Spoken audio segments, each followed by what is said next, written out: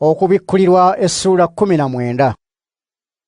Ebyo bwe byaggwa ne mpulira mu ggulu eddoboozi eriringa ekibiina ky'abantu ekinene nga ligamba nti, mutendereze Katonda waffe, kubanga obulokozi n'ekitiibwa n'obuyinza bibye.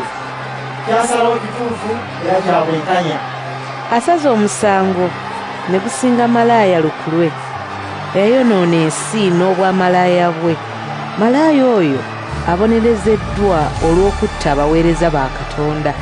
Era ne bagamba nti, mutendereze Katonda, omukka ogukivaamu gunyooka emirembe n'emirembe.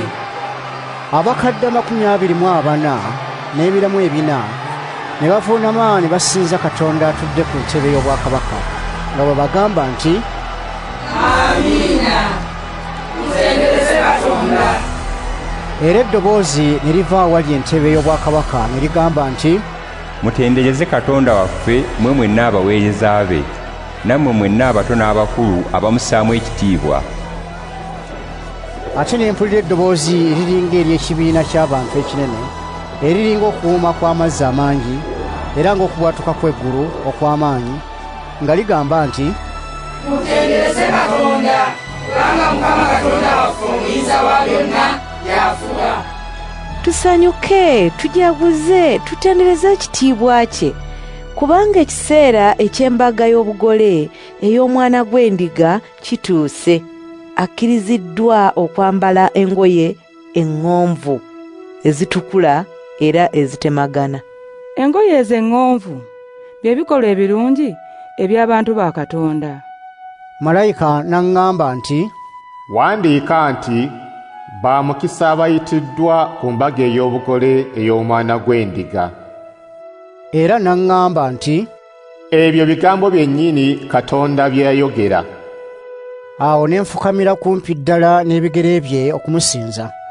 Kyokka n'aŋŋamba nti, leka ekyo tokikola, ndi muweereza munno era mpeerereza wamu ne baganda bo abaanywerera ku mazima Yesu ge yatumanyisa.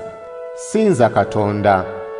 Kubanga amazima Yesu ge yatumanyisa ge gawa abalanzi bye boogera. Ne ndaba eggulu nga libikkuse, era ne ndaba embalaasi enjeru.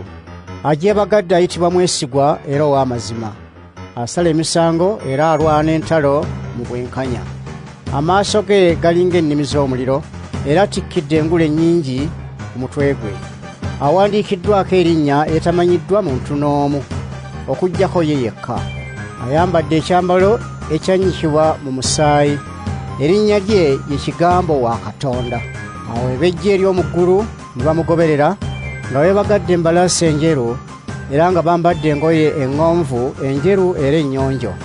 Mu kamwa ke ne muvaamu ekitala ekyogi eky'okuwangula amawanga.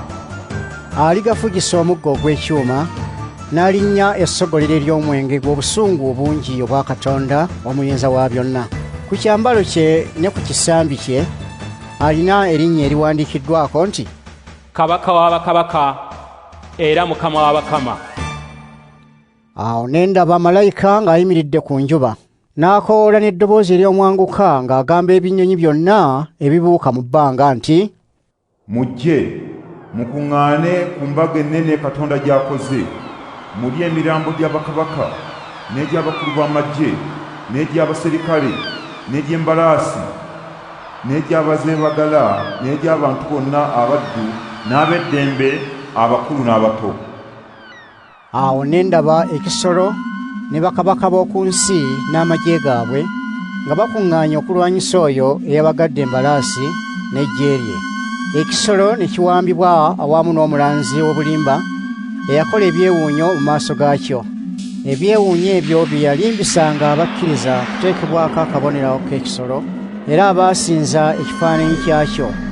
Ekisolo ekyo n'omulanzi w'obulimba bombi ne basuulibwa mu nnyanja ey'omuliro ogwaka ennyo. Abaasigalawo ne battibwa n'ekitala ekyava mu kamwa k'oyo eyeebagadde embalaasi. Ebinyonyi byonna ne byekkutira emirambo gyabwe.